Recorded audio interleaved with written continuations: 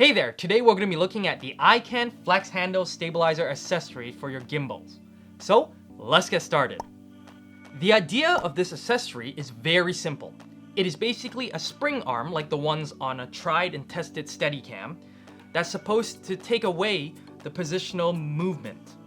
For those that are unaware, a gimbal only stabilizes rotational movement because, well, motors only rotate and doesn't slide around for positional changes.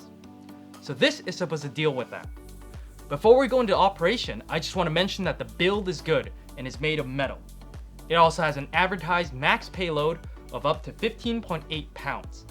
So nothing negative to say here. Now onto how it performs.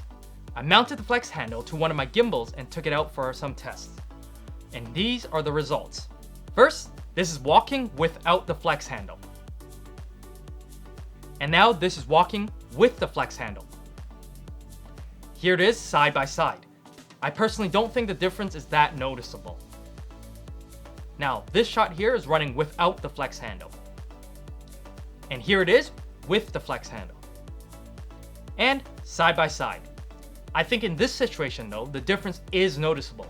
So I guess the answer to the question, does the flex handle work, is yes, but situational.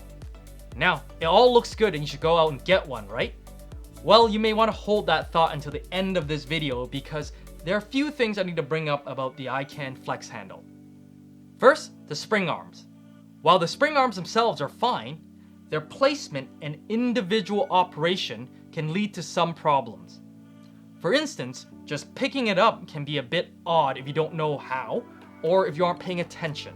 But the most problematic thing is that because of their location and individual operation, the distance between your two hands can end up adding unwanted movement. Another thing to note is that if you suddenly want to invert the gimbal and still use the flex handles, you'll need to take both of them off, flip them around, then put them back on. It can be a bit of a pain in the butt if you're in a hurry. Oh, and if you want to use the safety catch screws for the two spring arms, you'll need to remove them and then put them in the other location and then screw them back in. Next, the quick release clamp. Simply put, it is not thought out at all. For one, the only way to mount the quick release clamp is to have the opening parallel to the handles. This is so stupid because in certain configurations, the spring arms are in the way of the quick release plate, so you have a hell of a time trying to remove or insert the quick release plate. It's like they completely forgot that perpendicular, they have infinite space for you to work with. Now onto the quick release plate itself. The plate is proprietary. It will not work on something standard like the 501 quick release system. So if you want to integrate it into your existing system, you'll have to add your own quick release plate at the bottom of the block, below their quick release clamp and plate. So what the hell is the point if I need to add my own plate anyways? And if I were to use it, I can't use that quick release plate anywhere else.